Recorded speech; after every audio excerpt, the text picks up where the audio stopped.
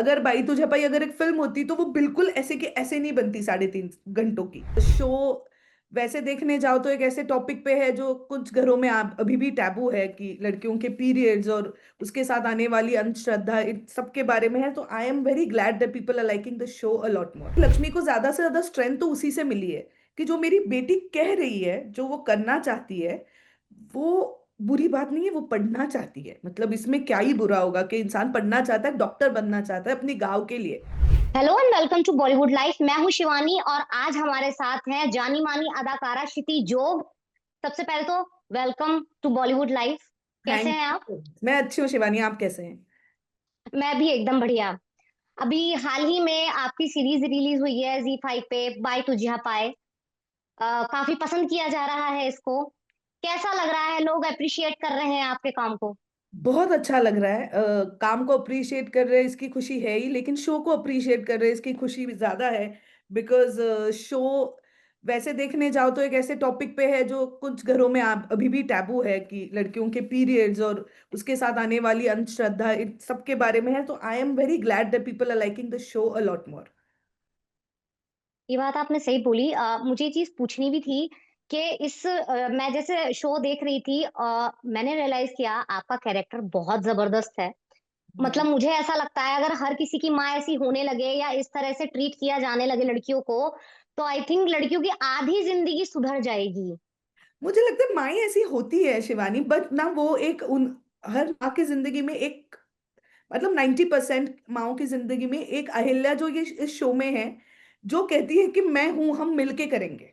वो एक अकेली औरत पे प्रेशर नहीं है। जहां जब अहिल्या ये एक्चुअली बोलती है कि मुझे ये करना है और वो अपना सच एक्चुअली सामने रखती है, तब मुझे लगता है कि लक्ष्मी को ज्यादा से ज्यादा स्ट्रेंथ तो उसी से मिली है कि जो मेरी बेटी कह रही है जो वो करना चाहती है वो बुरी बात नहीं है, वो पढ़ना चाहती है। मतलब इसमें क्या ही बुरा होगा कि इंसान पढ़ना चाहता है, डॉक्टर बनना चाहता है अपनी गांव के लिए। तो मुझे लगता है कि उसकी ज्यादातर स्ट्रेंथ वहीं से आई है। वरना तो एक साधारण सी महिला है जो अपना गांव में थी इतने सालों से, जो चल रहा था उसको संभाल भी रही थी, उसको वो मंजूर भी था। वरना उसके आजू बाजू में ऐसी कोई औरतें हैं जिन्होंने जाके रिवोल्ट कर दिया, सब हामी ही भर रहे थे ना। बट आई थिंक वो एक अहिल्या होती है जो सवाल पूछती है, जो थोड़ी सी स्ट्रेंथ भी देती है। आई थिंक एक छोटा बच्चा पूरा गांव बदल सकता है। ये बात आपने बिल्कुल सही बोली। वैसे तो आपने अपने कैरेक्टर के बारे में काफी कुछ बता दिया, बट फिर भी मैं ये जानना चाहूंगी कि जब आपके हाथ में स्क्रिप्ट आई थी, ये ऑफर आया था, तो क्या वो ऐसी खास चीज है जिसे देखते ही आपको लगा नहीं ये कैरेक्टर मेरे लिए बना है? ये तो मुझे एक्चुअली मुझे आज भी नहीं पता कि निपुण ने जो हमारे डायरेक्टर है उन्होंने मुझे क्यों कास्ट किया। लेकिन मुझे ये पता है कि वो बहुत एडमेंट थे कि आप तुम करोगी क्षिति ये। लेकिन मुझे नहीं पता कि ऐसा उन्हें ऐसा क्या लगा कि मुझे ये, मतलब मैं बहुत खुश हूँ। और अब जब मैंने देखा तो मुझे ऐसा लगा कि अगर ये निपुण मुझे नहीं पूछते कि ये कर, तो मुझे बड़ा बुरा लगता कि हाय मुझे क्यों नहीं पूछा, मैं करना चाहती थी। बट पता नहीं वो स्क्रिप्ट, वो पूरी कहानी ना, मुझे लगता है वो टाइमलेस है।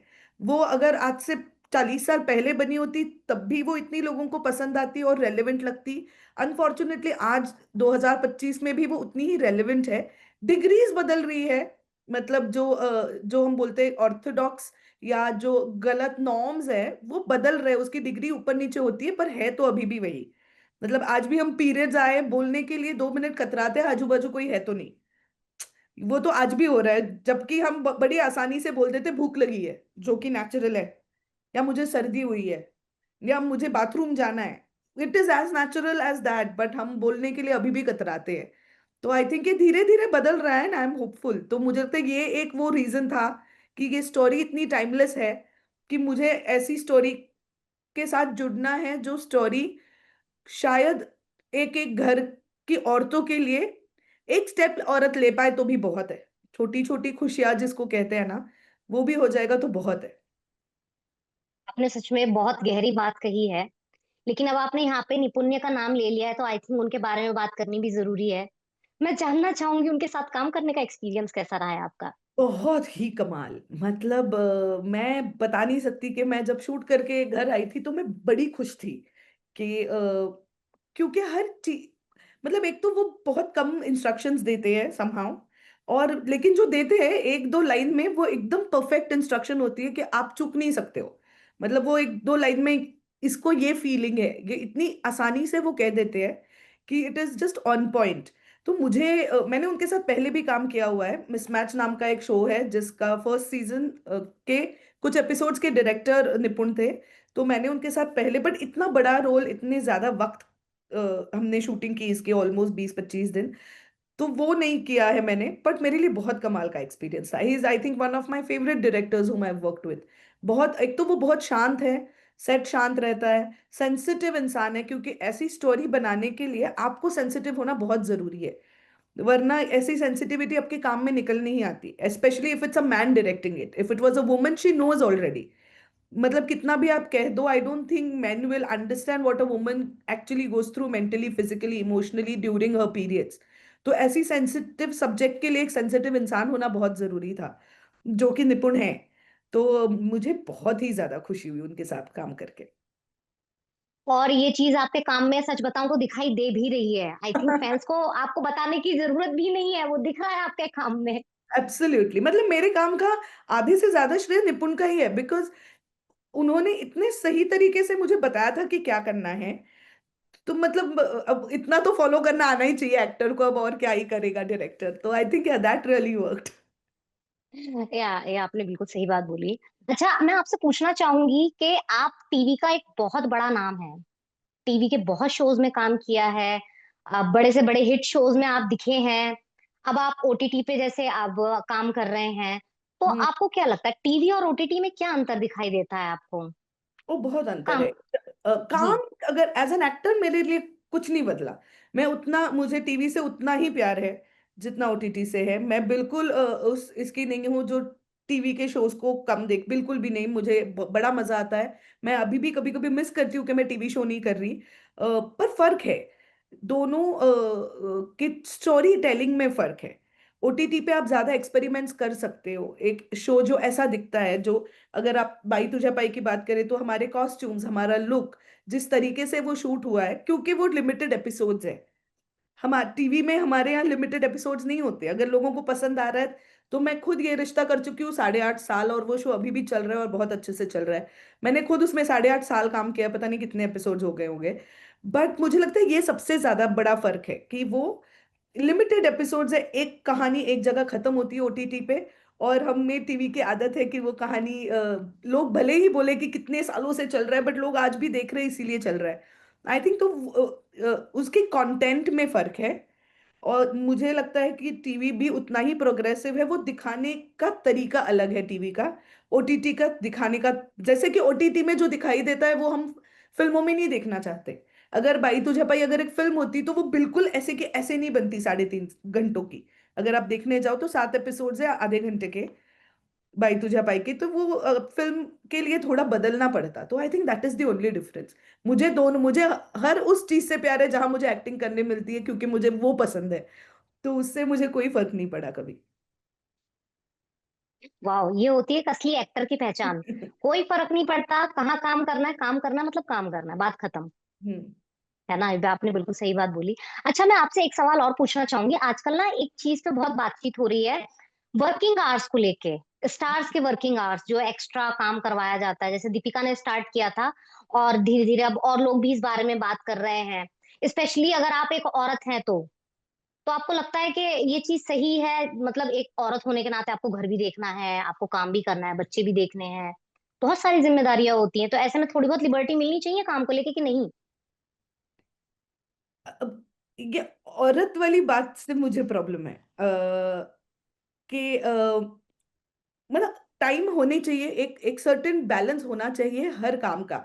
मतलब मैंने भी अपनी लाइफ, मैंने एक बार बहुत सालों पहले एक शो कर रही थी मैं हिंदी, उसके लिए मैंने 48 आवर्स नॉन स्टॉप काम किया। मैं सिर्फ नहाने घर आई थी, बाकी मैं पूरे वक्त शूट कर रही थी।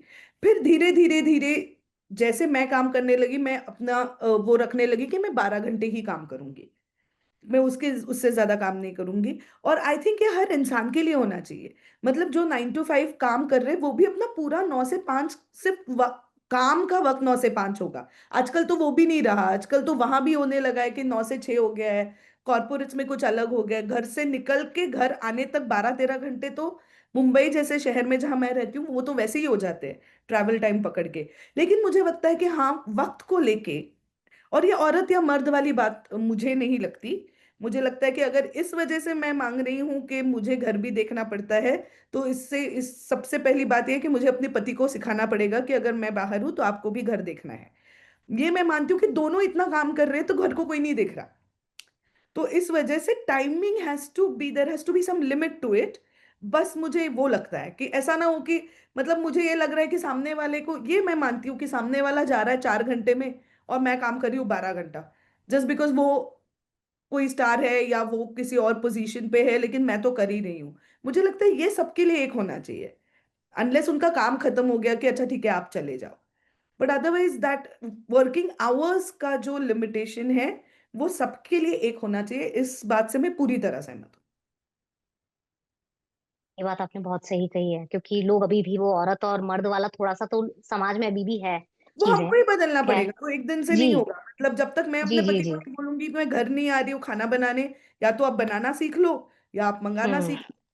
और अगर आपको मंगा के नहीं खाना है तो आपको बनाना पड़ेगा। तो आई थिंक ये छोटी छोटी, बट आई थिंक ये बदल रहा है आजकल के। कितने मेरे दोस्त हैं जो खाना बनाते हैं, जिनकी बीवियां काम करके लेट आती है, अच्छा खासा प्लेट घर पे गरम मिलता है खाने को, मुझे मिलता है मेरे घर पे, मुझे पता है। सो आई थिंक वो धीरे धीरे होने वाली बात है, बट हो रहा है। जी।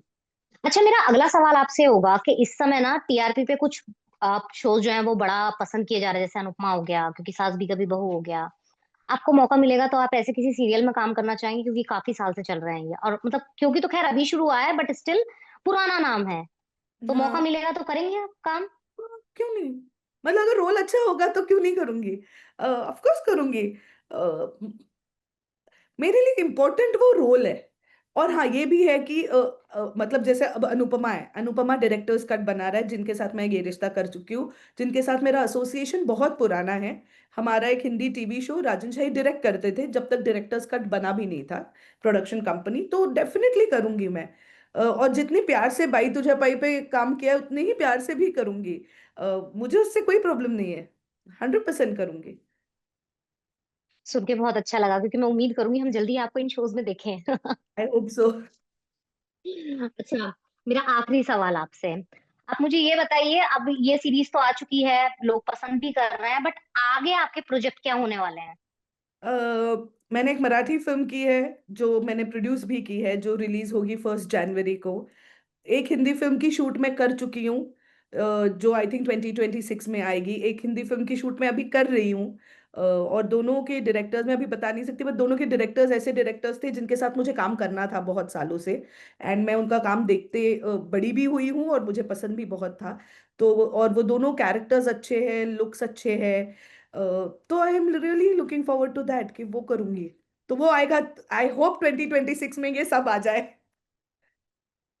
आई होप आपके जितने भी अभी ये ख्वाब है जिनके बारे में आपने बात करी है, ये फटाफट फटाफट पूरे हो जाएं, ताकि हम बस। दोबारा बात कर सकें, हाँ, ताकि बिल्कुल। फैंस को और अच्छे अच्छे प्रोजेक्ट्स देखने को मिले और उनका भी मनोरंजन हो। Thank you thank so much हमसे बात करने के लिए। Thank you so much, thank you.